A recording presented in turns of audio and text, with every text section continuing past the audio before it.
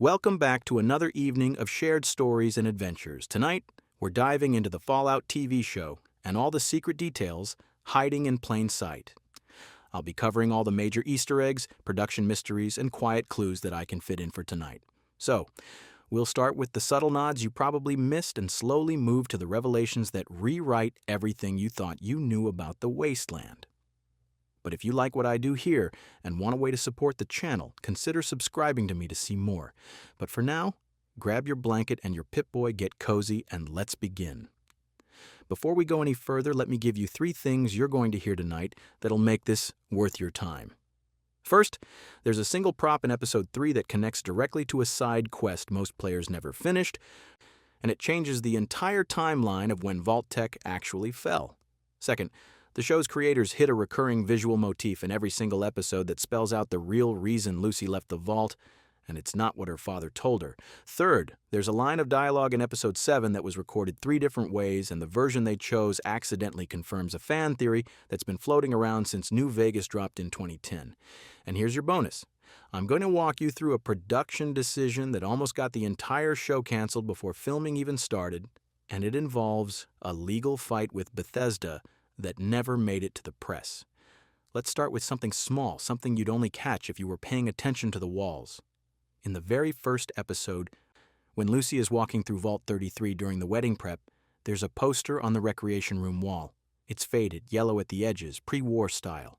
The text reads, "See the USA in your Chevrolet," and it's got that classic 50s car illustration. Now, that's not just set dressing. That exact poster appears in Fallout 4, pinned up in the Red Rocket truck stop outside Sanctuary Hills. But here's the thing. The version in the show has a small detail added.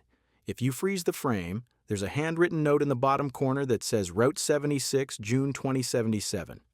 That date is 2 months before the bombs dropped. The route number is a direct nod to Fallout 76, obviously, but the date tells you something else. It suggests that Vault 33 residents, or at least their ancestors, we're still receiving surface materials well into the summer of 2077, which contradicts the Vault's official sealed date in the show's own lore. That's a quiet little timeline crack, and it's the kind of thing that makes you wonder if the writers are setting up a reveal about Vault 33's true purpose, or if it's just a love letter to the games that got a little too specific. Now, let's talk about Lucy's Pip-Boy. Everyone noticed it. It's the star of the show, the gadget that makes the whole thing feel like Fallout. But did you notice that her model is a Pip-Boy 3000 Mark IV? That's the same version from Fallout 4, not the 3000 Mark I from Fallout 3 or the 2000 series from the earlier games. The choice is deliberate. The Mark IV has a holotape slot on the side, and in Episode 2, Lucy slides in a tape she finds in a ruined pharmacy. The tape is labeled Vault-Tec Agricultural Protocol. She never plays it on screen. We never hear what's on it. But in Fallout 4, there's a holotape with that exact name, and it's part of a quest chain that reveals Vault-Tec was experimenting with crop mutations to create food that could survive radiation and also make people more compliant. The tape in the show is the same green color, same label font. If you go back and listen to the ambient sound in that scene, you can hear a faint clicking, like the tape is damaged. That's a storytelling choice. They're telling you that whatever's on that tape, it's either corrupted or intentionally incomplete. And Lucy's going to spend the rest of the season or the series trying to piece together what Vault-Tec was really doing. It's a loop they opened in Episode 2 that hasn't been closed yet, and that's exactly how you keep someone watching, or in this case, drifting off while still hooked. Let's move to the Ghoul. Walton Goggins plays him, and he's the breakout character, no question. But there's a detail in his costume that almost no one's talking about. His duster coat has a patch on the left shoulder. It's small, circular, and it's got a faded logo that looks like a star with a gear behind it. That's the logo of the Enclave. Now, the show never calls it out. No one mentions it. The Ghoul never explains his past in a way that directly ties him to the Enclave, but in Fallout 2 and Fallout 3, the Enclave is the remnant of the pre-war United States government, and they're obsessed with genetic purity. They hate ghouls, they kill them on sight, so why is the Ghoul wearing their patch? There are 2 possibilities. 1, he took it off a dead Enclave soldier as a trophy, which would be very Wasteland of him. 2, He used to be Enclave back when he was still human, before the radiation turned him. If it's the second one, that's a massive character layer. It means he was part of the organization that would now see him as subhuman, and he's walking around wearing their symbol like a scar. The show doesn't tell you which one it is, they just put it there and let you notice or not notice. That's confident writing. Here's a fun one. In episode 4, there's a scene where Lucy and Maximus are hiding in an old diner. The place is trashed, booths ripped up, jukebox shattered. But on the counter, there's an intact Nuka-Cola bottle. It's glowing slightly, that familiar blue shine. Lucy picks it up, looks at it, then puts it back down. She doesn't drink it. Maximus says, "You don't want that. It'll kill you or wake you up. 50-50. That line is a direct reference to Nuka-Cola Quantum, the rare variant from Fallout 3 that gives you a temporary action point boost but also irradiates you. The glow is the giveaway. But here's the secret detail. If you look at the label in that shot, it doesn't say Quantum, it says Quartz. Nuka-Cola Quartz is from Fallout New Vegas, and it's only found in the Sierra Madre Casino DLC. It's incredibly rare, and in the game, it reduces your radiation damage instead of adding it.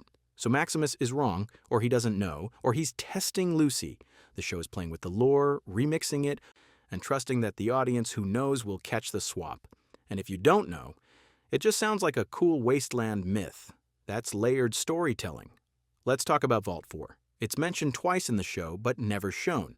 In episode 3, Lucy finds a terminal entry that references Vault 4 agricultural output exceeding expectations. In episode 6, another terminal mentions Vault 4 quarantine protocols enacted. 2 mentions, no visuals, no explanation. In the games, Vault 4 doesn't exist. There's a Vault 3, a Vault 8, a Vault 13, but no Vault 4 in any mainline Fallout title. So the show invented it. That means it's important. When a show creates a new piece of lore and then only mentions it in background text, they're planting a seed. The agricultural output line ties back to that holotape Lucy found. The quarantine protocols line suggests something went wrong. Put them together and you get a vault that was growing something, probably something mutated or experimental, and then had to lock it down. That's a classic Vault-Tec experiment. The secret detail here is that Vault 4 is almost certainly going to be a major location in Season 2, and they've already told you what happened there. You just have to connect the dots. Now let's get into the visual motif I promised you earlier. Every single episode has a shot of a broken clock. Episode 1, there's a clock on the wall in Vault 33's cafeteria, stuck at 6:14. Episode 2, a wristwatch on a skeleton, frozen at 6:14. Episode 3, a grandfather clock in a ruined house, same time. This continues through all 8 episodes. 6:14. The show never draws attention to it. No character says, "Hey, weird, all the clocks stopped at the same time." But they did. And 6:14 isn't random. In military time, that's 1814 or 6:14 p.m.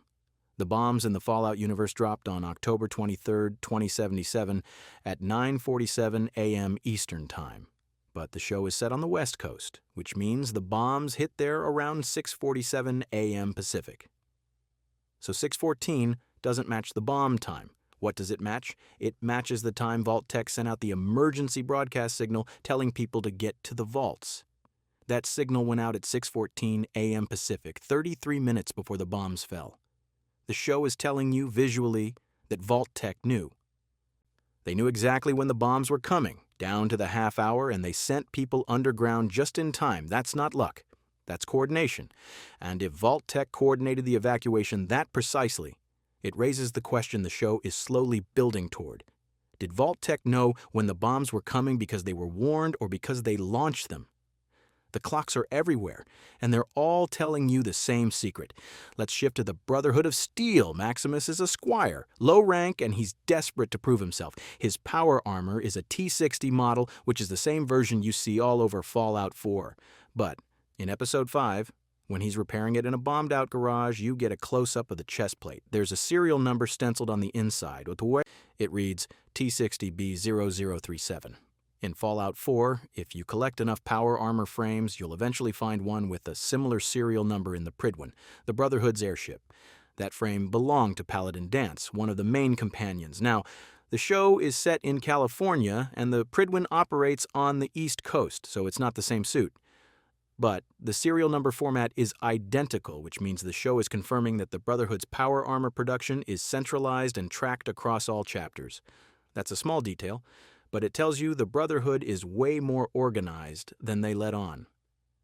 It also means that if Maximus is wearing a suit with a serial number that low 0037, he's either wearing a very old suit or a very important one.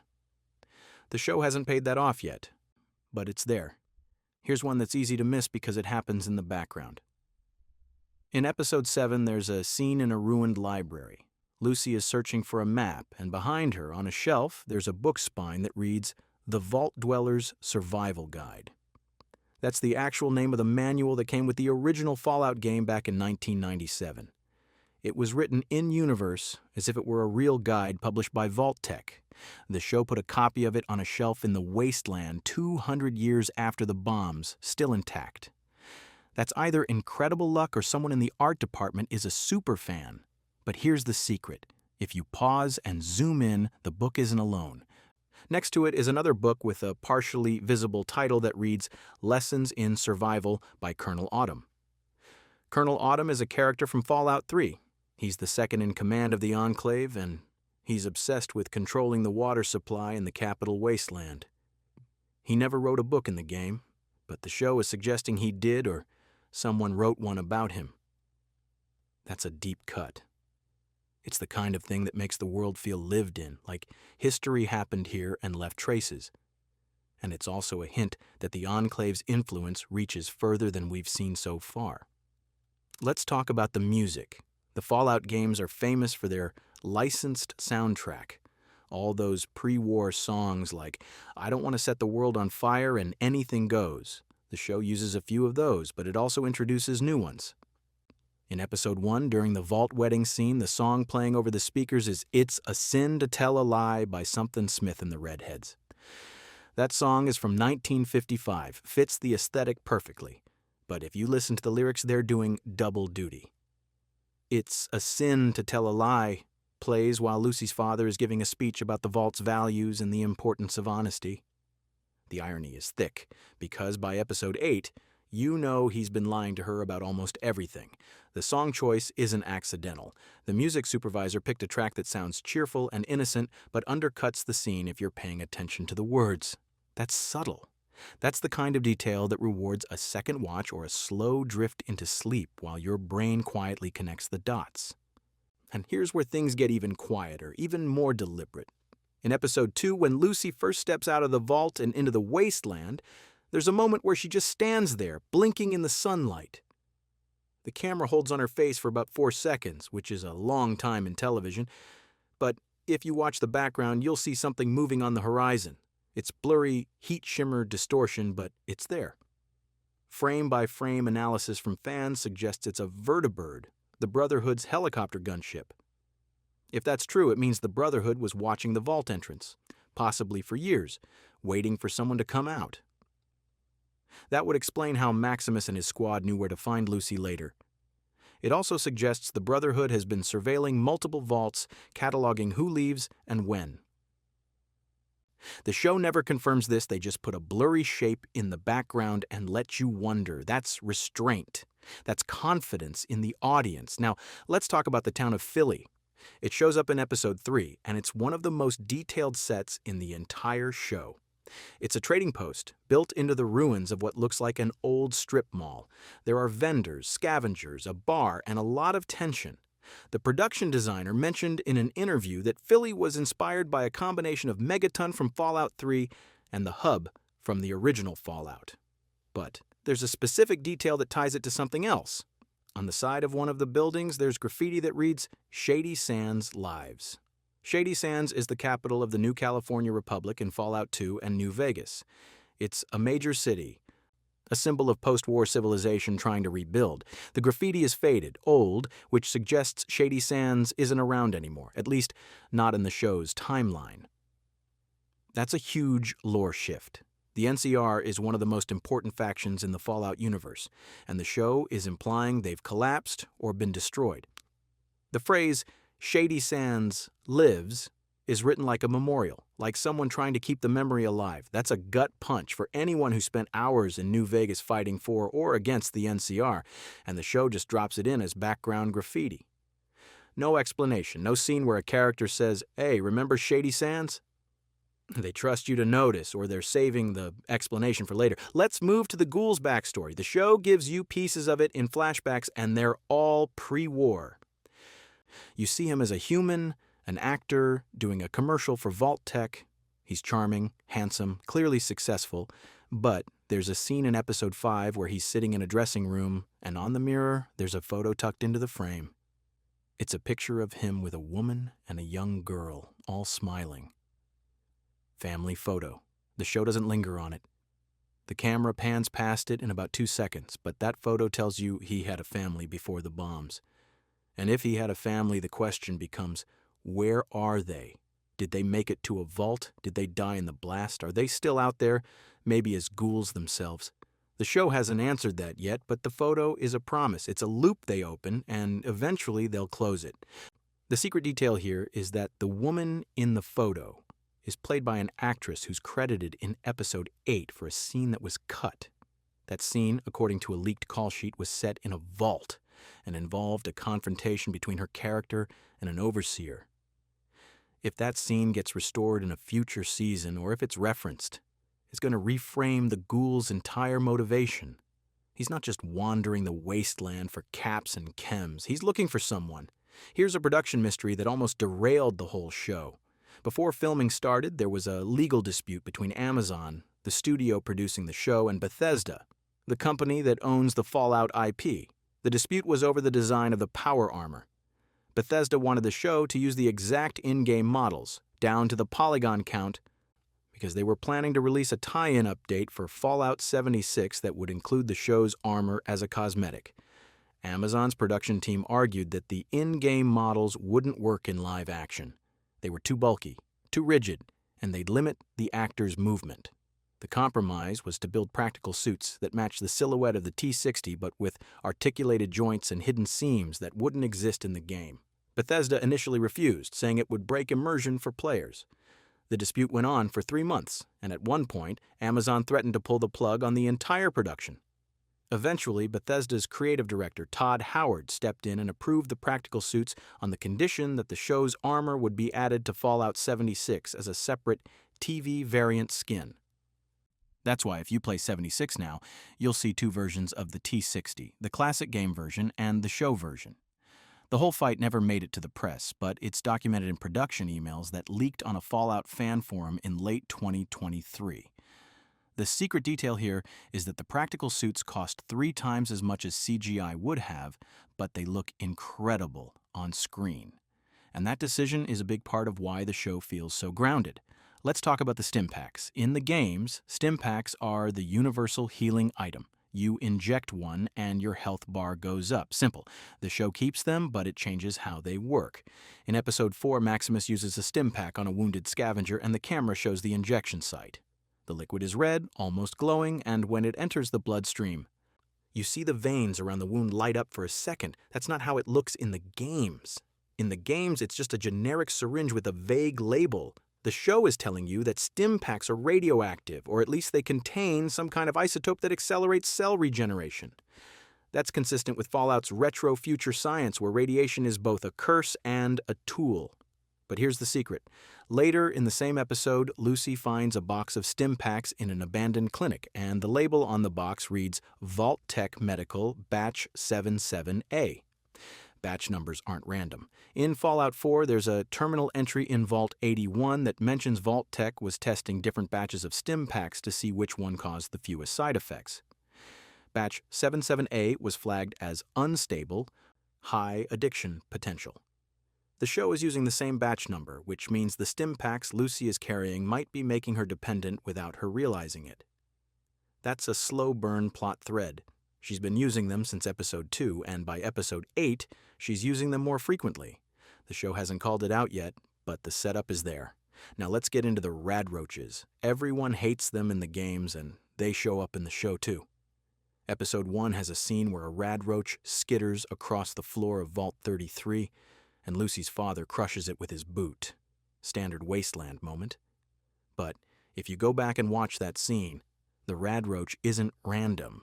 It's coming out of a vent in the wall, and that vent has a label next to it that reads Air Intake Sublevel 2. Sublevel 2 is never shown in the show. Vault 33's layout only covers sublevels 1 and 3 in the scenes we see. So, sublevel 2 exists, it's connected to the air system, and it's infested with radroaches.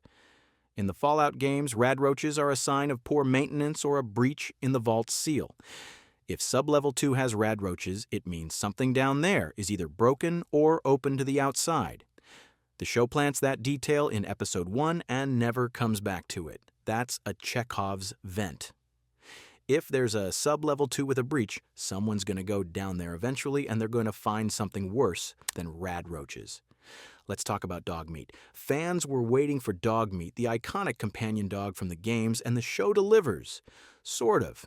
In Episode 6, Lucy encounters a stray dog in the wasteland. It's mangy, scarred, but it follows her for a few scenes. She feeds it a piece of jerky and it sticks around. The dog doesn't have a name in the show. No one calls it Dogmeat. But in the credits for Episode 6, the dog is listed as Dogmeat, played by Jumper. Jumper is the name of the actual dog actor, but the character name is Dogmeat. So the show is confirming it without confirming it. The secret detail is in the collar. If you freeze frame the moment Lucy pets the dog, you can see it's wearing a faded collar with a tag. The tag has a single letter engraved on it. D. Not Dogmeat, just D. That's the show being coy. They're giving you Dogmeat without saying it out loud, and they're leaving room for the dog to be named later, probably by Lucy, in a moment that'll feel earned. It's a small thing, but it's the kind of fan service that doesn't pander. It respects the source material and the audience. Here's one that ties into the bigger mystery. In Episode 7, Lucy finds a holotape in a bombed-out office building. The label reads, Vault-Tec Executive Meeting, October 22nd, 2077. That's the day before the bombs dropped. She plays it, and you hear voices, distorted and crackling, but you can make out a few phrases. Projections confirm total saturation. All vaults sealed by 0600. Initiate Protocol Omega. Then the tape cuts out. The show doesn't explain what Protocol Omega is. It's not a term from the games. It's new lore. But the phrase total saturation is chilling. In military terms, saturation means covering an area completely, leaving no gaps. If Vault-Tec was talking about saturation the day before the bombs, they were talking about the bombs. And if they were coordinating vault seals down to the hour, they knew. The holotape is evidence, and Lucy keeps it. That tape is going to be important. It's the kind of thing that could bring down whatever's left of Vault-Tec's legacy, or it could get Lucy killed. The show is building toward a revelation, and that tape is the key. Let's talk about the super-duper mart. It shows up in Episode 5, and it's a perfect recreation of the location from Fallout 3. Same layout, same signage, same eerie feeling of a place frozen in time. But the show adds something new. Inside the mart, there's a functioning Protectron robot. In the games, Protectrons are security robots, pre-war, and they're usually hostile or stuck in a loop. The one in the show is stuck in a loop, too. It's rolling back and forth between two aisles, repeating the same phrase, please, return all items to their proper shelves.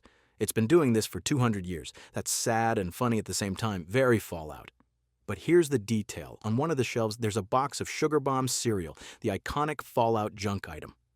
The box is intact, color's still bright. Lucy picks it up, shakes it, and you hear something rattle inside. She opens it, and inside, wrapped in plastic, is a gun. A 10mm pistol, fully loaded. Someone hid it there, pre-war or post-war, and the Protectron has been guarding it ever since, without knowing. That's environmental storytelling. The show doesn't stop to explain who hid the gun or why.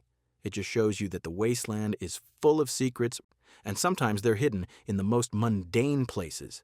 Now let's get into the dialogue I mentioned at the start. Episode 7 has a scene where the ghoul is talking to a captured raider. The raider asks him, "How long you been walking?" The ghoul pauses, then says, "Long enough to forget what I was walking toward." That line was recorded 3 different ways, according to the sound mixer's notes that were shared in a behind-the-scenes featurette. The first take was angry, almost snarling. The second take was flat, emotionless. The third take, the one they used, was quiet, almost sad. The choice to go with the sad version tells you something about the character. He's not just a badass gunslinger. He's tired. He's been alive for 2 centuries, and he's lost whatever purpose he had. That line, delivered that way, confirms a fan theory that's been around since New Vegas. The theory is that ghouls don't just lose their bodies to radiation. They lose their sense of time, their memories, their identity. They become hollowed out. The ghoul in the show is fighting that. He's holding on to something, maybe the memory of his family, maybe just the habit of survival, but the sadness in that line tells you he's not sure it's worth it anymore. That's a layer most action characters don't get, and it's delivered in 6 words. Let's move to the weapons. The show features a lot of guns, and they're all pulled straight from the game's aesthetic. Laser rifles, plasma pistols, and good old-fashioned ballistic weapons that look like they were designed in 1955 and then left to rust for 200 years. But there's one weapon that stands out, and it's easy to miss because it only appears for a few seconds. In Episode 3, during the firefight in Philly, one of the raiders is carrying a rifle with a distinct wooden stock and a long barrel with cooling vents. That's a railway rifle, one of the most unique weapons from Fallout 3. It fires railroad spikes instead of bullets, and in the game, it makes this incredible metallic shriek when you shoot it. The show doesn't let the raider fire it. He gets shot before he can pull the trigger. But the fact that it's there, in the hands of a random raider, tells you something about the world. Railway rifles were pre-war industrial tools, repurposed as weapons. If raiders have them, it means they're scavenging deep, pulling stuff out of old factories and train yards. It also means the show's armory department did their homework. They could have just used generic post-apocalyptic guns, but they went with the railway rifle, a deep-cut weapon that most casual viewers wouldn't recognize, but fans absolutely would. Here's a detail about the vaults themselves. Vault 33, where Lucy grows up, looks clean, too clean. The walls are white, the floors are polished, the lighting is bright and even. It looks like a place where nothing bad has ever happened. But in Episode 2, there's a scene in the vault's maintenance tunnels, and the aesthetic completely changes. The walls are rusted, the pipes are leaking, and there's graffiti scratched into the metal. One piece of graffiti reads, "They're listening." Another says, "Don't trust the overseer." The show never explains who wrote it or when. It's just there, hidden in a place most vault dwellers would never see. That graffiti suggests there's a history to Vault 33 that Lucy doesn't know about, a history of paranoia and rebellion. It also suggests that the vault's clean, perfect surface is a lie, a facade maintained by whoever's in charge. The maintenance tunnels are the truth, and the truth is ugly. Let's talk about the Enclave again, because they're everywhere in this show if you know where to look. In Episode 8, there's a scene where the ghoul is walking through a destroyed military base. The camera pans across a wall and you can see a faded mural. It's the Enclave symbol, the eagle, and the stars with the words "Rebuilding America" underneath. The mural is half destroyed, covered in scorch marks and bullet holes. That's a visual metaphor. The Enclave's dream of rebuilding America is dead, or at least dying. But here's the secret. In the bottom corner of the mural, there's a date, 2102. That's 2102 as in the year 2102, which is 25 years after the bombs dropped. The Enclave was still active and still painting propaganda murals a quarter century into the apocalypse. That tells you they didn't collapse immediately. They held on, at least for a while. And if they were still around in 2102, there's a chance they're still around in the show's present day, which appears to be set around 2296 based on context clues from terminal dates. The mural is a breadcrumb. The Enclave is coming, or they're already here hiding. Now let's get into the creatures. The show has radroaches, as we talked about, and it has gulpers, those mutated salamander things from Fallout 76. But the creature that gets the most screen time is the Yaoguai, the mutated bear. It shows up in Episode 4, and it's terrifying. The design is incredible, all matted fur and exposed muscle and teeth the size of fingers. But here's the detail. When the Yaoguai roars, you can see inside its mouth and its tongue is split down the middle. That's not a random design choice. In real-world biology, a split tongue is a trait seen in some reptiles, and it's used for chemical sensing, like tasting the air. The show is suggesting that the Yaoguai has evolved or mutated to the point where it's picking up traits from other species. That's consistent with Fallout's lore, where radiation doesn't just kill, it scrambles DNA and creates new things. The split tongue is a small detail, but it tells you the Wasteland's creatures are still evolving, still changing, and they're getting more dangerous. Let's talk about the color grading. The show has a very specific look. The Wasteland scenes are desaturated, lots of browns and grays and washed-out blues. The vault scenes are oversaturated, almost painfully bright, with whites and yellows that feel artificial. That contrast is intentional. The vaults are supposed to feel safe, but the color grading makes them feel wrong, like a place that's trying too hard to be perfect. The Wasteland is supposed to feel dangerous, but the muted colors make it feel tired, like the world has given up. That's a visual storytelling choice that reinforces the show's themes. The vaults are a lie. The Wasteland is the truth. And the truth is exhausting. Here's a fun one for the fans. In Episode 6, Lucy is rummaging through a destroyed house, and she finds a lunchbox. It's a Vault Boy lunchbox, the same collectible item from Fallout 4. In the game, lunchboxes contain random loot, usually caps and ammo. In the show, Lucy opens it, and inside, there's a single bottle cap, a rusty fork, and a holotape labeled Birthday Message. She pockets the cap, leaves the fork, and takes the holotape. She never plays it on screen. We never hear what the birthday message says. But the fact that she took it tells you something about her character. She's sentimental. She's holding on to pieces of the old world even when they have no practical value. That's a quiet character beat, and it's delivered without dialogue, just through action. Let's move to the Brotherhood of Steel's hierarchy. Maximus is a squire, which is the lowest rank. Above him are knights, then paladins, then elders. The show makes it clear that the Brotherhood is rigid, hierarchical, and brutal. If you fail, you're punished. If you succeed, you're barely acknowledged. But there's a scene in Episode 5 where Maximus is talking to another squire, and the other squire mentions someone named Elder Clements. That name doesn't appear anywhere else in the show, and it's not a character from the games. But the way the squire says it with a mix of fear and reverence tells you Elder Clements is important. The secret detail is that the actor who plays the squire in an interview mentioned that there was a deleted scene where Elder Clements appears via hologram and gives orders to the Brotherhood squad. That scene was cut for time, but the reference to Clements stayed in. If the show brings him back in Season 2, that one throwaway line in Episode 5 will have been foreshadowing. Now let's talk about the radstorms. In Fallout 4, radstorms are a weather event. The sky turns green, lightning cracks, and your radiation level climbs if you're caught outside. The show does radstorms too, and they look amazing. Episode 7 has a sequence where Lucy and Maximus are caught in one, and the visual effects are some of the best in the series. But here's the detail. During the storm, you can hear a sound in the background. Underneath the thunder, it's a low rhythmic pulse, almost like a heartbeat. That sound isn't natural. It's not wind or rain or thunder. It's something else. Fans have speculated that it's the sound of a distant explosion or maybe a machine, something still running out there in the wasteland. The show doesn't explain it. It's just there, buried in the sound mix, and it makes the radstorm feel even more alien and wrong.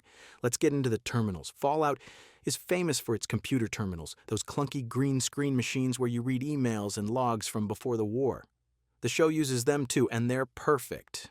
The UI is identical to the games, right down to the font and the cursor blink. But the content is new. In Episode 3, Lucy accesses a terminal in an old office building, and one of the emails is from a Vault-Tec employee to his wife. It reads, "If you're reading this, I didn't make it to the vault. I'm sorry. Take care of Sarah. Tell her I loved her." It's dated October 23, 2077, the day the bombs dropped. That email has been sitting on that terminal for 200 years, waiting for someone to read it. Now, it's a tiny story, complete in 3 sentences, and it's heartbreaking.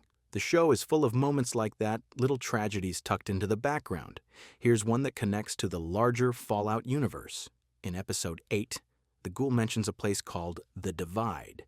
He says it in passing, talking to another character about places he's been.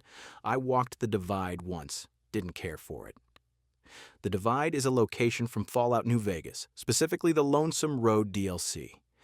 It's a massive canyon filled with radiation, storms, and death claws, and it's the site of a nuclear disaster that happened after the main war. The fact that the ghoul has been there tells you two things. One, he's old enough and tough enough to have survived one of the most dangerous places in the wasteland. Two, the show is confirming that the Divide exists in its version of the timeline, which means other New Vegas locations might exist too. That one line is a gift to fans, and it opens the door for future seasons to explore the Mojave. Let's talk about Lucy's gun. She carries a 10mm pistol for most of the show, the same weapon that's the starting gun in Fallout 4, but in Episode 6, she picks up a new weapon, a laser pistol. It's bright red, with a bulky barrel and a humming sound when she powers it on. That's an Institute laser pistol, a specific variant from Fallout 4 that's only used by the Institute, the secretive underground organization that builds synths. The Institute operates on the East Coast, in the ruins of MIT. So how did an Institute laser pistol end up in California? The show doesn't say. Lucy just finds it in a raider camp and starts using it. But the presence of that weapon suggests the Institute's reach is wider than the game showed, or someone traveled a very long way and left it behind.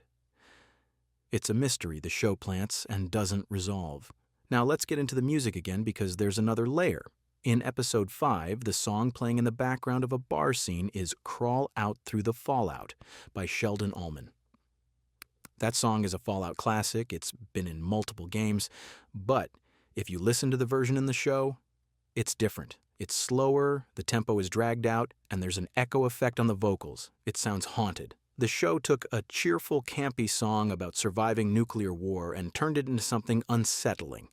That's a deliberate choice. They're using the music to undercut the scene, to remind you that this world is broken and nothing is as simple as it seems. Let's talk about the water.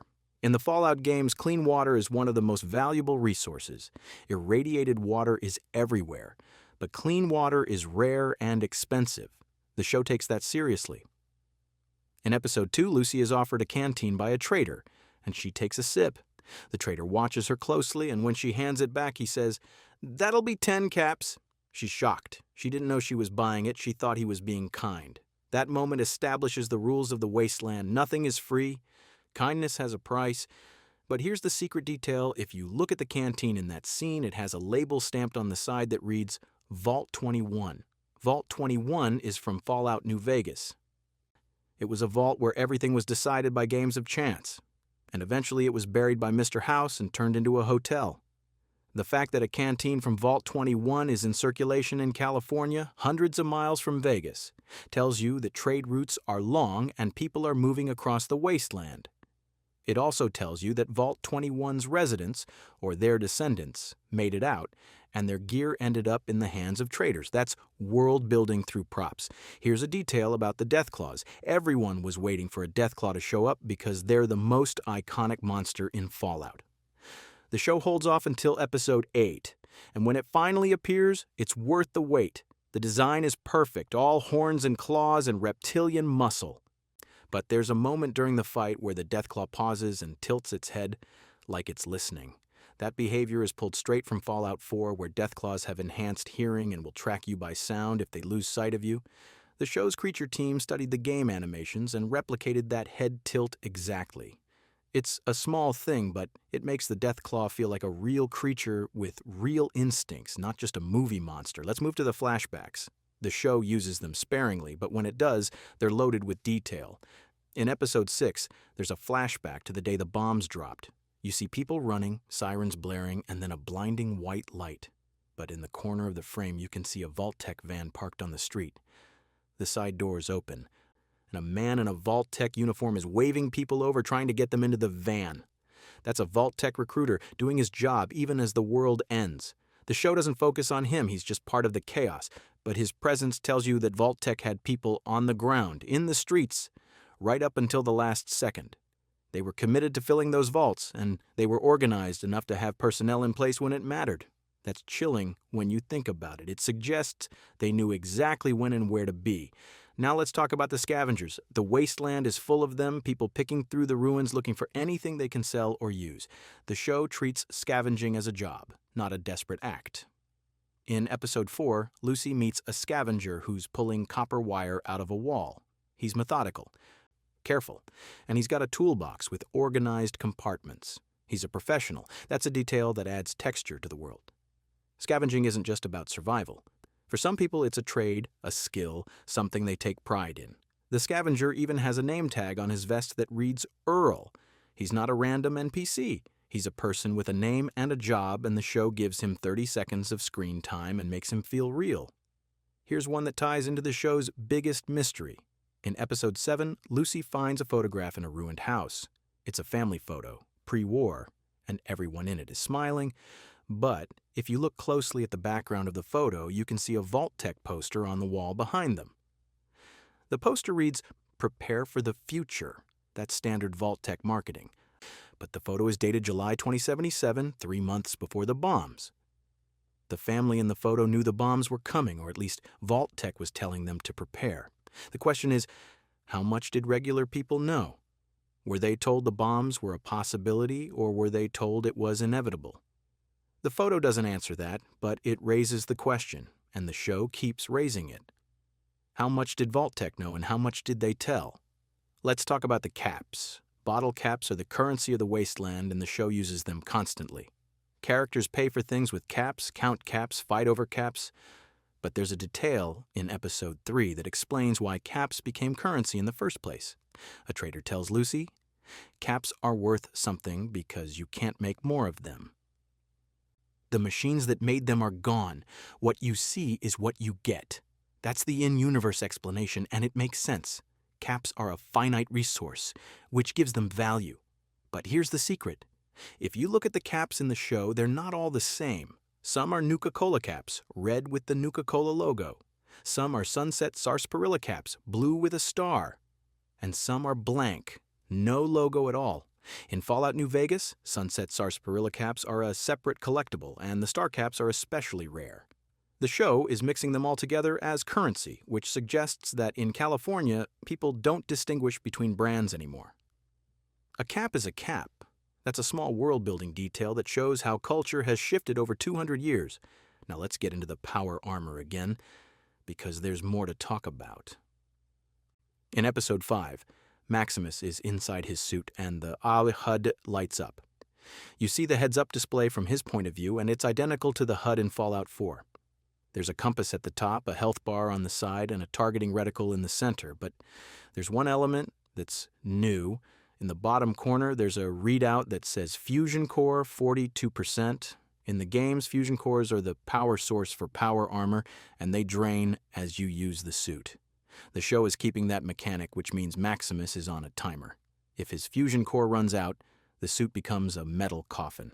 The show hasn't paid that off yet, but it's a ticking clock, and ticking clocks always go off eventually. Let's talk about the ghouls again, because there's a hierarchy. In the games, there are 2 types of ghouls, non-feral and feral. Non-feral ghouls are still human, mentally. They can talk, think, and make decisions. Feral ghouls have lost their minds. They're mindless, aggressive, and they attack on sight. The show has both.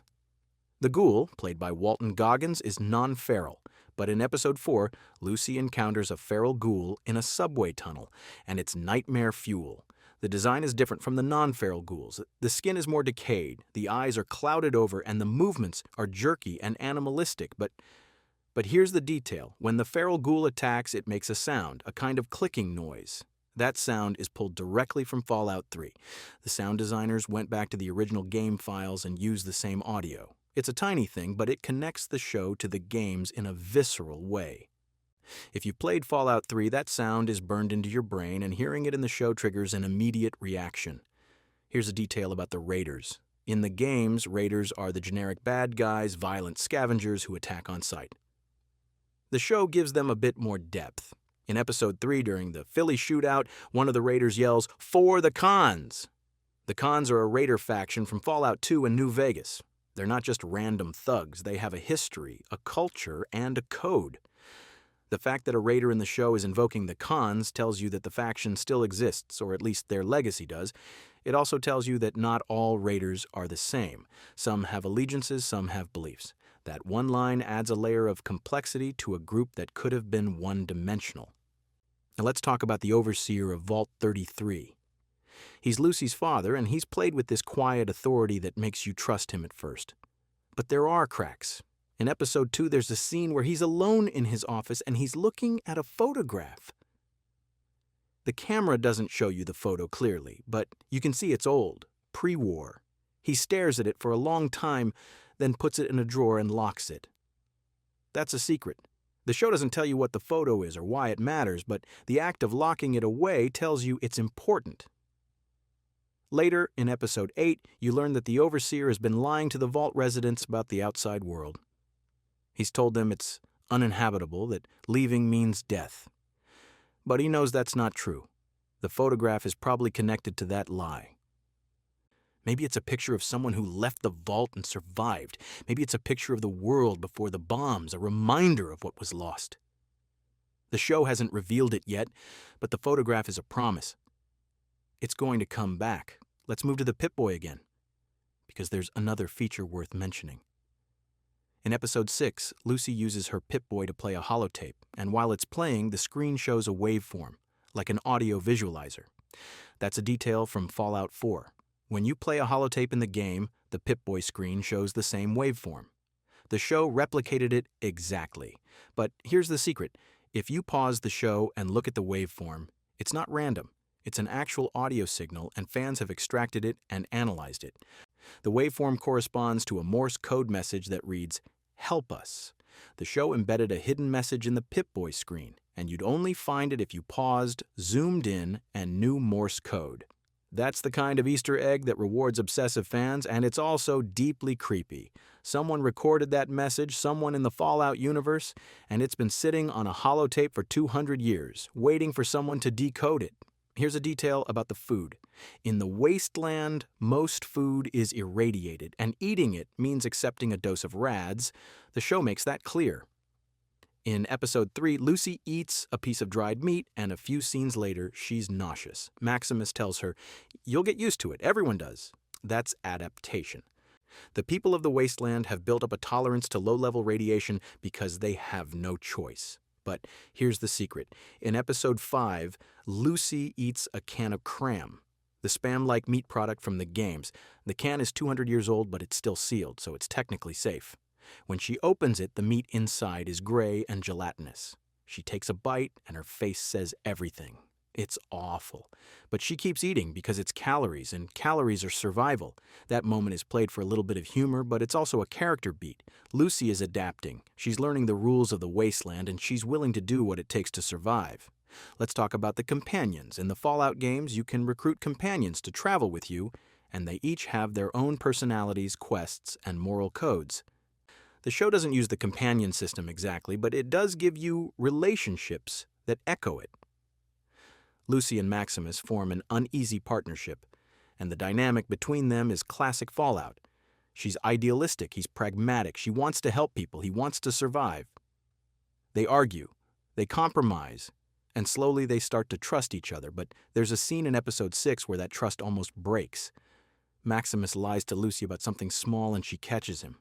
She doesn't call him out immediately, she just goes quiet, and for the rest of the episode there's this tension between them. That's realistic. Trust isn't binary. It's built slowly and damaged easily, and the show understands that. The scene is quiet, no big confrontation, just a shift in body language and tone. That's subtle character work. Here's a detail about the Brotherhood's airship. It doesn't appear in the show, but it's mentioned twice. In episode 4, a Brotherhood knight says, "The Prydwen is 3 days out." In episode 7, another character says, "Prydwen's been delayed." The Prydwen is the Brotherhood's mobile base from Fallout 4, a massive dirigible that flies over the Commonwealth. The fact that it's mentioned in the show tells you it exists in this timeline and it's on its way to California. That's setup. If the Prydwen arrives in Season 2, it's going to be a huge moment, both visually and narratively. The Brotherhood will have air superiority, and that changes the balance of power in the wasteland. The show is planting that seed early, letting you know something big is coming. Now let's get into the vaults again, because there's a detail about Vault 33's experiment. Every vault in Fallout was designed by Vault Tech as a social experiment. Vault 13 was about isolation. Vault 11 was about sacrifice. Vault 33's experiment hasn't been explicitly stated in the show, but there are clues. The Vault is obsessed with maintaining genetic diversity. There are strict rules about who can marry whom, and there's a council that approves all pregnancies. That suggests the experiment is about controlled breeding, about creating a perfect population over generations. But here's the secret. In Episode 5, Lucy finds a file on a terminal labeled Genetic Deviation Report. She opens it and the screen shows a list of names with percentages next to them. The percentages are low, mostly under 5%. The file is flagged as acceptable variance. That tells you Vault-Tec was tracking genetic mutations and they had a threshold for what they considered acceptable. If someone's deviation went above that threshold, what happened to them? The show doesn't say, but the implication is dark. Vault 33's experiment might not be about creating a perfect population. It might be about eliminating imperfection. Let's talk about the radio. In the Fallout games, you can tune into radio stations and listen to music, news, and DJ commentary. The show has a radio too, and it's used brilliantly. In Episode 4, Lucy and Maximus are walking through the wasteland, and in the background, you can hear a faint radio signal. It's crackling, barely audible, but if you turn up the volume, you can make out a voice. The voice says, "This is Radio New Vegas, and you're listening to Mr. New Vegas." That's a direct reference to Fallout New Vegas. Mr. New Vegas is the AI DJ who hosts the radio station in the game, and his voice is smooth, charming, and iconic. The fact that his signal is reaching California tells you Radio New Vegas is still broadcasting, which means New Vegas is still out there, still functioning. That's a huge piece of world building, delivered in a 5-second background detail that most viewers would miss completely. Here's a detail about the night sky. In the wasteland, the stars are different. The atmosphere is full of dust and radiation, and it scatters the light in strange ways. The show captures that. In Episode 7, there's a scene where Lucy is lying on her back, looking up at the sky. The stars are visible, but they're dim and they flicker. There's also a faint green glow on the horizon, like an aurora. That glow is radiation, still lingering in the upper atmosphere 200 years after the bombs. It's beautiful and horrifying at the same time, very Fallout. The show could have just used a normal night sky, but they didn't. They made it alien, and that reinforces the idea that this world is fundamentally broken. Let's move to the dialogue again, because there's a line in Episode 8 that's easy to miss. The ghoul is talking to another character, and he says, "I've seen the world end twice. Once when the bombs fell, and once when I realized no one was coming to save us." That line is heavy. It's not just about the physical destruction of the war. It's about the psychological moment when hope dies, when you realize you're on your own. The ghoul has lived for 200 years, and that's the moment he remembers. Not the blast, not the fire, but the realization. That's character depth, and it's delivered in a single line of dialogue that could easily be overlooked. Now let's talk about the creatures again, because there's one that hasn't been mentioned yet. In Episode 5, Lucy and Maximus are walking through a dried-up riverbed, and in the distance, you can see something moving. It's huge, quadrupedal, and it's got a shell on its back. That's a Mirelurk, the mutated crab creature from the games. The show doesn't focus on it. It's just there, in the background, doing its thing. But the fact that it exists tells you the oceans and rivers are still full of life, or at least full of mutated life. Mirelurks are a coastal creature in the games. So seeing one inland suggests they've spread, or the river used to be much bigger before the bombs. Either way, it's world building through background action. Here's a detail about the armor. Not power armor, just regular armor. In the wasteland, people wear whatever they can find, and the result is this patchwork aesthetic. Leather, metal, cloth, all stitched together. The show nails that look. Every background character has a unique outfit, and if you pause and look closely, you can see the details. Bottle caps sewn onto a jacket as makeshift decoration. A stop sign cut into a chest plate. A tire tread used as a shoulder pad. The costume department didn't just dress extras. They created individual characters, each with their own implied history. That's the kind of work that makes a world feel lived in. Let's talk about the slavers. They're mentioned in Episode 6 but never shown. A trader tells Lucy, "Don't go east. Slavers run that territory." In the Fallout games, slavery is a real and horrifying part of the world. The Legion in New Vegas practices it openly. The pit in Fallout 3 is built on it. The show acknowledges it exists but doesn't show it, at least not in Season 1. That's a choice. They're keeping the tone dark, but not gratuitous. But the mention tells you the world is dangerous in ways beyond just monsters and radiation. There are people out there who are worse than the creatures. Now let's get into the hacking minigame. In Fallout 3, 4, and 76, hacking a terminal involves a word-guessing puzzle. The show recreates it in Episode 3. Lucy is trying to hack a terminal, Brashower, and the screen shows a grid of random characters with words hidden inside. She clicks on a word, and the terminal responds with, "Entry denied, too correct." That's the exact mechanic from the game. She tries another word, gets it wrong, and the terminal locks her out. She has to wait for it to reset. The show could have just had her type quickly and say, "I'm in," like every other hacking scene in television. But they didn't. They used the actual game mechanic, and it's slower, more tense, and way more authentic. Here's a detail about the Vault-Tec logo. It appears everywhere in the show, on signs, on uniforms, on equipment.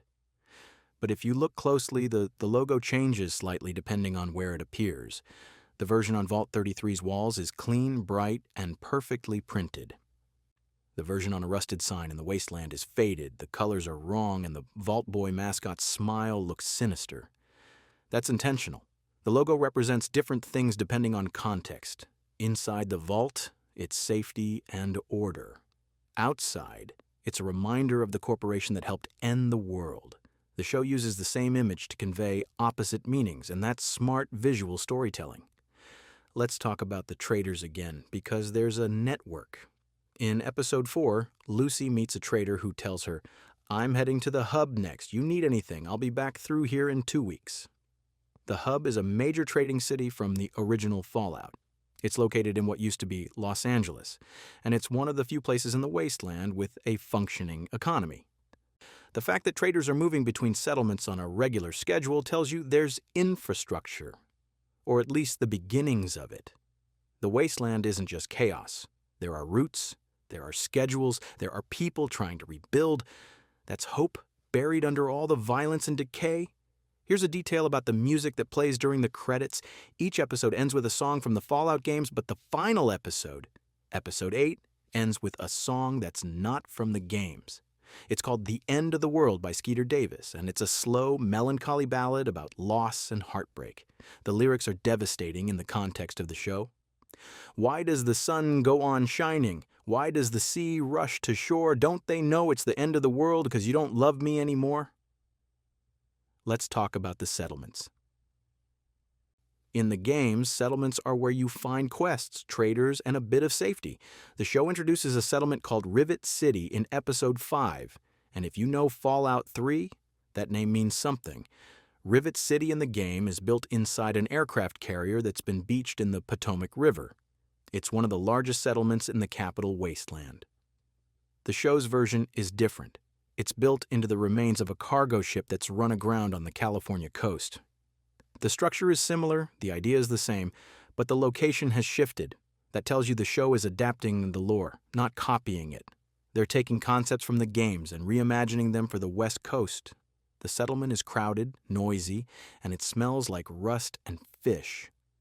You can tell that from the way the actors react when they walk through it. That's environmental acting, and it sells the reality of the place.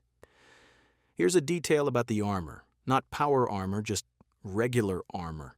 In the Wasteland, people wear whatever they can find: leather, metal scraps, old football pads, anything that might stop a bullet or a blade.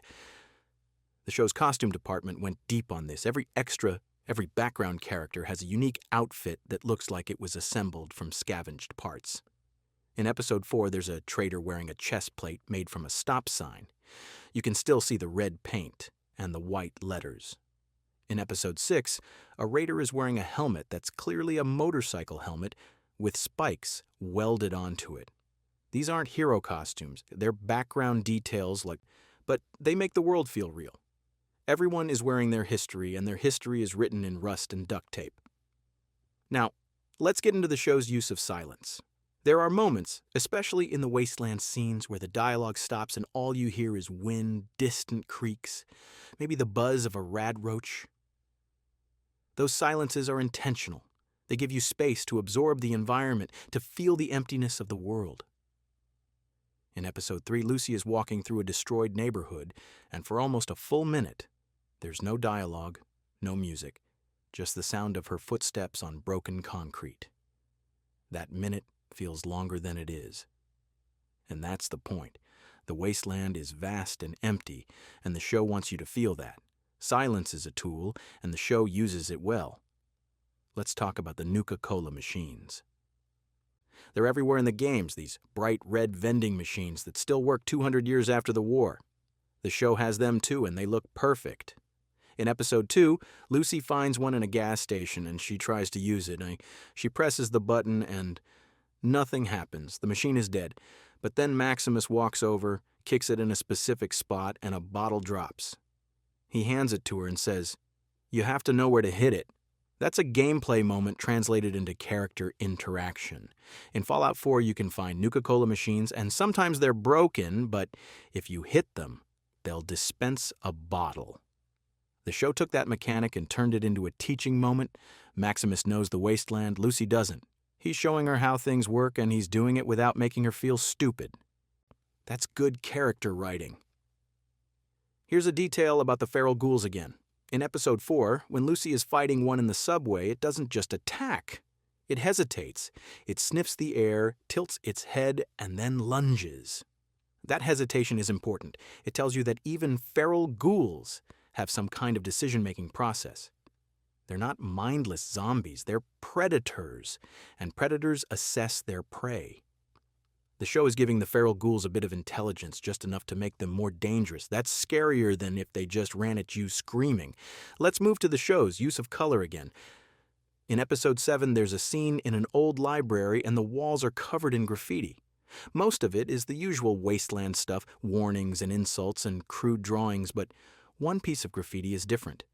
It's a mural, painted in bright colors showing a sunrise over a city. The city is intact, no ruins, no radiation. It's a vision of the world before the war, or maybe a vision of what the world could be again. The mural is unsigned and no character comments on it. It's just there, a splash of hope in a place that's otherwise dead. That's visual storytelling. The show is telling you that even in the wasteland, people dream. Now, let's talk about the Pip-Boy's radio. In the games, you can tune your Pip-Boy to different radio stations and listen to music or news while you explore. The show uses that feature in episode 6. Lucy is walking through the wasteland, and she turns on her Pip-Boy's radio. Static. She adjusts the dial, and a voice comes through, faint and distorted. It's a radio DJ, and he's playing music and giving news. He says, "This is Galaxy News Radio, coming to you live from the Capital Wasteland." Galaxy News Radio is from Fallout 3. It's run by a DJ named 3Dog, and it's one of the most memorable parts of that game. The fact that Lucy can pick up the signal in California tells you the broadcast is powerful or it's being relayed. It also tells you that the Capital Wasteland, 3,000 miles away, is still active, still broadcasting. That's a connection between coasts, and it opens up the possibility that the show could eventually explore the East Coast. Here's a detail about the food again. In episode 5, Lucy eats a piece of fruit. It's small, wrinkled, and it's glowing faintly. That's a mutt fruit, a mutated apple from the games. In Fallout 4, mutt fruit is one of the crops you can grow in settlements, and it's a staple food in the wasteland. The show's version looks exactly like the game version, right down to the glow. But here's the secret. When Lucy bites into it, she makes a face. It's sour, almost bitter. Maximus laughs and says, "Yeah, they taste like that." The show is telling you that mutt fruit isn't good. It's just available. People eat it because it grows in irradiated soil and it won't kill you, not because it tastes good. That's a small detail, but it adds texture to the world. Survival isn't comfortable. Let's talk about the show's pacing. It's slow, deliberately so. Scenes breathe. Characters walk long distances without cutting away. Conversations happen in real time. That's unusual for modern television where everything is fast and tight, but the slow pacing serves the story. It makes the wasteland feel big. It makes the journey feel real. And for a sleep video, it's perfect. The slow pace is calming. It lets you drift without losing the thread. The show is confident enough to let moments play out, and that confidence pays off. Here's a detail about the Brotherhood again. In Episode 8, there's a scene where a Brotherhood paladin is giving orders, and you can see his armor up close. It's covered in scratches, dents, and scorch marks. That armor has seen combat. But there's one mark that stands out. On the shoulder plate, there's a symbol painted in white. It's a sword with wings, the Brotherhood's emblem, but underneath it there are 3 tally marks. Those marks represent kills, confirmed enemies taken down. The show doesn't explain it, but if you know military culture, you know what tally marks mean. That paladin has killed at least 3 people, and he's proud enough to mark it on his armor. That's a character detail delivered through costume. Now let's talk about the Deathclaw fight again, because there's more to unpack. In Episode 8, when the Deathclaw attacks, it doesn't just swipe with its claws, it uses tactics. It circles, it feints, it tries to separate Lucy and Maximus. That's intelligent behavior. In the games, Deathclaws are smart. They're not just strong, they're strategic. The show keeps that. The fight choreography reflects the creature's intelligence. It's not a monster. It's an apex predator, and it's hunting. That makes the fight more tense because you're not just watching a battle, you're watching a hunt, and the humans are the prey. Let's move to the show's use of props again. In Episode 3, Lucy picks up a teddy bear. It's burned, missing an eye, and it's sitting on a child's bed in a ruined house. She holds it for a moment, then puts it down. That teddy bear is a recurring prop in the Fallout games. You find them everywhere, in cribs, on shelves, in the hands of skeletons. They're a symbol of innocence lost, a reminder that children lived in the world before the bombs. The show uses the teddy bear the same way. It's a visual shorthand for tragedy, and it works because the image is so simple and so universal. Here's a detail about the vaults again. In Episode 6, there's a scene in Vault 33's medical bay, and you can see a poster on the wall. It's a Vault-Tec health and safety poster, and it shows a cartoon Vault Boy giving a thumbs up. The text reads, "Radiation is our friend," with a big exclamation point. That's darkly ironic because radiation is absolutely not your friend. It kills you slowly and painfully, but Vault-Tec's propaganda is relentlessly cheerful, and the poster is a perfect example of that. The show is using the poster to remind you that Vault-Tec lied about everything, and they did it with a smile. Let's talk about the traders again. In Episode 7, Lucy meets a trader who's selling chems. Chems are drugs in the Fallout universe, and they range from helpful to deadly. The trader has a case full of them: Stimpaks, Radaway, Jet, Psycho, Med-X. Those are all chems from the games, and the show's versions look identical. But here's the detail. The trader also has a chem that's not from the games. It's called Sunrise, and the trader describes it as a little pick-me-up, helps you see the bright side. That's a new chem, invented for the show, and it's probably going to be important. New lore usually is. If Sunrise is a mood-altering drug, and if it's common in the wasteland, that tells you something about the mental state of the people who live there. They need chemical help to stay optimistic because the reality is too bleak. Now let's get into the show's use of perspective. Most scenes are shot at eye level, which is standard. But there are moments where the camera goes low, almost ground level, and you see the world from a child's height. That happens in Episode 1 during a flashback to Lucy's childhood in the vault. The low angle makes the vault feel bigger, more imposing, and it puts you in the mindset of a child who doesn't understand the world yet. It's a subtle shift, but it changes how you read the scene. The show is using camera height to convey emotional states, and that's sophisticated filmmaking.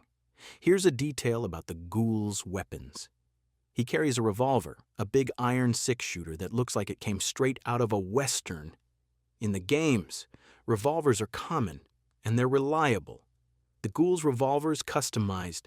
The barrel is longer than standard, the grip is wrapped in leather, and there's a notch carved into the handle for every person he's killed. You can see the notches in close-ups, and there are dozens of them. That's a character detail. The ghoul is a killer, and he's been doing it for a long time. The notches are a record, a tally of his survival, and maybe a weight he carries. Let's talk about the show's use of weather again. In Episode 5, it rains. Not a rad storm, just rain. The water is clean, or at least it looks clean. Lucy stands in it, tilts her head back, and lets it wash over her face. It's the first time she's felt rain. She spent her whole life in a vault, where the air is recycled and the water comes from tanks. Rain is new, and it's a revelation. That moment is quiet and personal, and it's one of the most human moments in the show. It reminds you that Lucy is still learning what the world is, and every new experience is a gift, even if the world is broken. Here's a detail about the show's sound design that's easy to overlook. In the vault scenes, there's always a low hum in the background. It's the sound of the ventilation system, the generators, the machinery that keeps the vault running. You don't notice it consciously, but it's there, and it creates a sense of enclosure. When Lucy steps out into the wasteland for the first time, that hum disappears. Suddenly, the soundscape is open. You hear wind, distant animal calls, the creak of metal settling. The absence of the hum is as important as its presence. It tells you, on a subconscious level, that Lucy has left the controlled environment and entered something wild and unpredictable. Let's talk about the skeletons. They're everywhere in the wasteland, remnants of the people who died when the bombs fell or in the chaos that followed. The show doesn't shy away from them. In episode 2, Lucy walks past a skeleton slumped against a wall. Still wearing the tattered remains of a business suit, there's a briefcase next to the skeleton, and Lucy opens it. Inside, there's nothing but ash and a melted pen. That's a story told in props. This person was going to work when the bombs dropped. They never made it. The briefcase, the suit, the posture, they all tell you who this person was and how they died. The show is full of these tiny tragedies, and they add up to a portrait of a world that ended in an instant. Now let's get into the show's use of mirrors.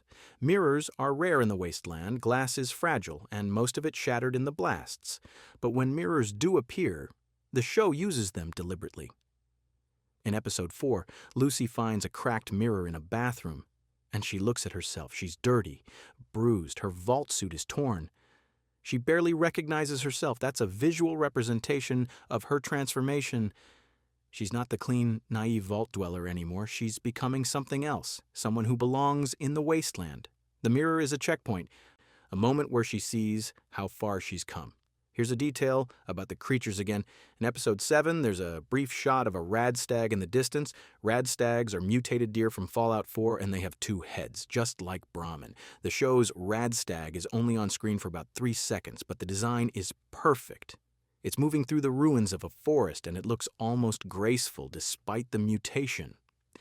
That shot serves 2 purposes. 1, it shows you that not all mutated creatures are hostile. Some are just trying to survive like everyone else. 2, it adds variety to the ecosystem. The wasteland isn't just raiders and deathclaws. There's a whole food chain, and the show is building it piece by piece. Let's talk about the show's use of text.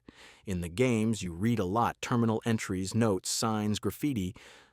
The show uses text sparingly, but when it does, it matters.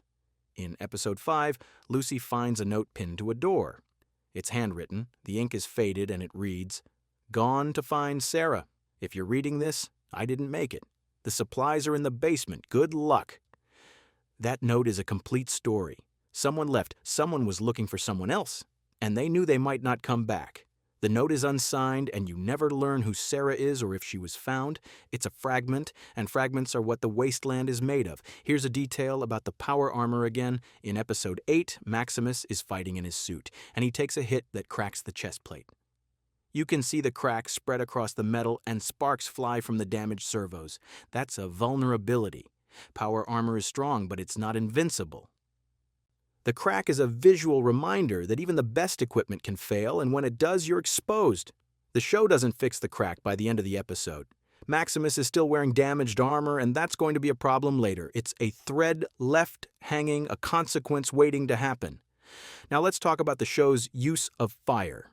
Fire is life in the wasteland. It cooks food, boils water, keeps you warm, and keeps predators away.